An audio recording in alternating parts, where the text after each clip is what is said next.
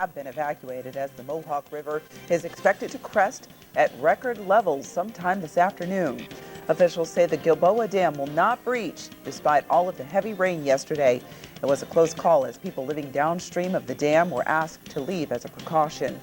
Troy Mayor Harry Tutunjan says the mandatory evacuations have been canceled after the river rose less than expected. Several streets, though, in the city do remain closed today. And an autopsy will be performed today on a woman who was pulled from the swollen creek in the town of New Scotland.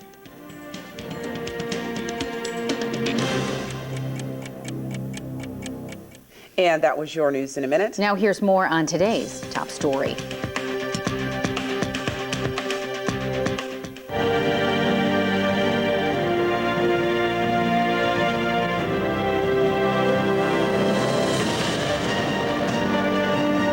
What's now left of Irene has pulled out of our region. People are just starting to assess the damage. At least 22 people are dead in 8 states, but that number is expected to rise. Tens of thousands of people are still without power right now, and the flooding in many areas just was unprecedented. And there are still a number of travel disruptions from this storm. So if you're traveling anywhere today by land or air, you're going to want to call ahead. Several towns and villages and cities have opened shelters for those who don't have power or were forced to evacuate their homes. For a comprehensive list, just head to our website, go to YNN.com.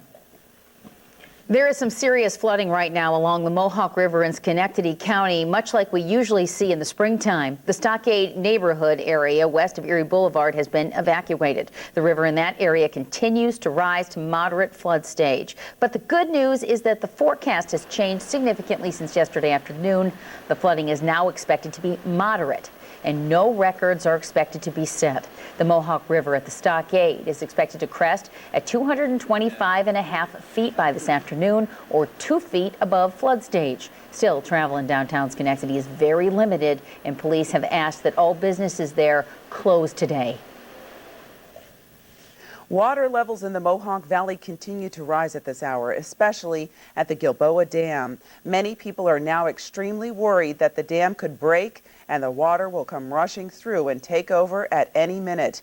This would jeopardize thousands, forcing them from their homes immediately. The New York State Department of Environmental Protection Agency said the water levels rose to 1.5 feet higher than the record set during a 1996 storm in January.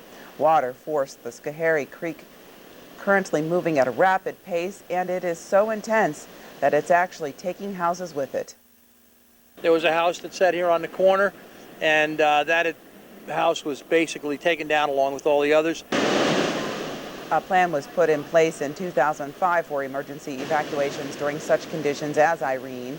The DEP says there is no structural damage to the dam so far. 24 families are without a place to stay today after torrential rains caused a mudslide that wiped out 2 apartment houses and a garage in Troy.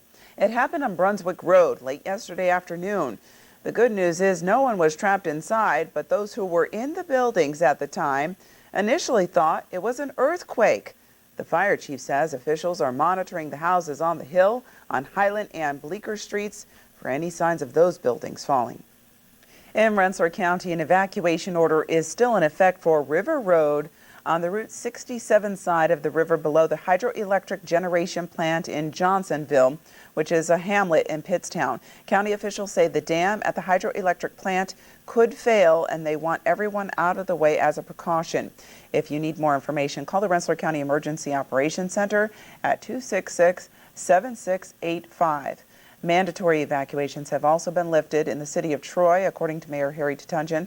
However, there are now voluntary evacuations in neighborhoods from Ferry Street to the Troy-Menands Bridge and from the riverfront to 5th Avenue. Also, neighborhoods from 112th Street to 126th from the riverfront to 4th Avenue are also under voluntary evacuations. Albany Mayor Jerry Jennings says flooding is a huge concern for his city as well. Members of the Albany Police and Fire Departments are running an emergency operations center now. Mayor Jennings wants you to call the Emergency Operations Center at this number, 434-4522, if you have any weather-related problems. He says hundreds of people have already called. Again, all of this information can be found on our website. Just head to YNN.com. Compelling video from the Catskills. Most of the town of Windham is underwater today after the Weather Service says at least a foot of rain fell there. As of noon yesterday, an estimated 3 to 4 feet of water was rushing through the main street. Torrential rains that began falling Saturday night forced evacuations, submerged school buses and garages, and ripped some homes off of their foundations. There are no reports of anybody being hurt. There are some. Please tell us. A man who lives nearby reported that his wife was missing earlier in the afternoon. An autopsy is being performed today at Albany Medical Center to positively identify the woman.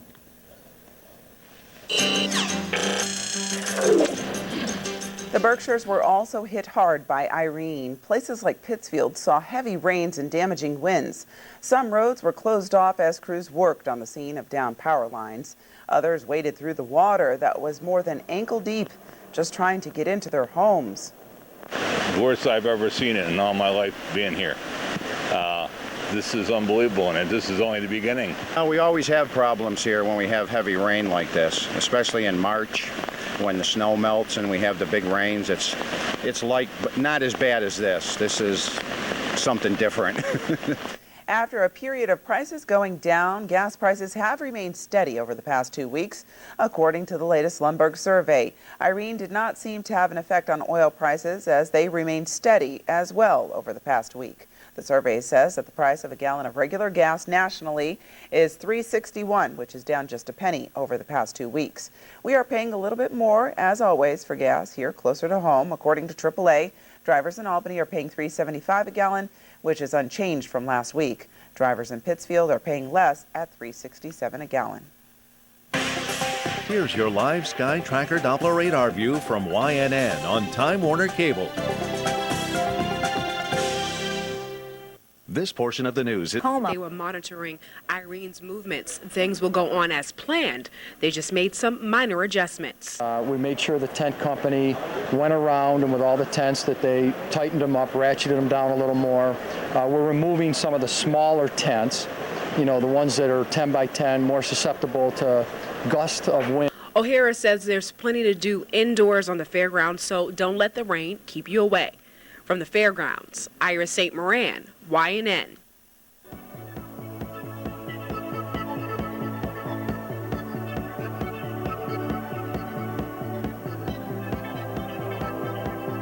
Good morning, I'm Diane King from the floor of the New York Stock Exchange. Well, the opening bell will ring at the normal time at 9:30 a.m. here on Wall Street for business as usual following Hurricane Irene. Now, the administrators of the NYSE made the call late yesterday to indeed open for business, although many traders will face a difficult or near impossible commute in. As a result, we may see a light volume day. Now, inclement weather has closed or delayed the big board opening only about 24 times in history. The last time was in 1996 because of a snowstorm. As for what investors take in today, there will be a read of the consumer with personal spending and incomes on tap. Now let's quickly check where stocks closed Friday. The Dow Industrials rallied 134 points.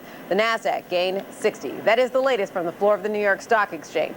I'm Diane King. If you see news or have a story idea, call our tips phone at 641-NEWS, 641-6397. You're watching YNN, your news now, your source for local news, weather, and sports around the clock. Only on Time Warner Cable, not on Fios TV or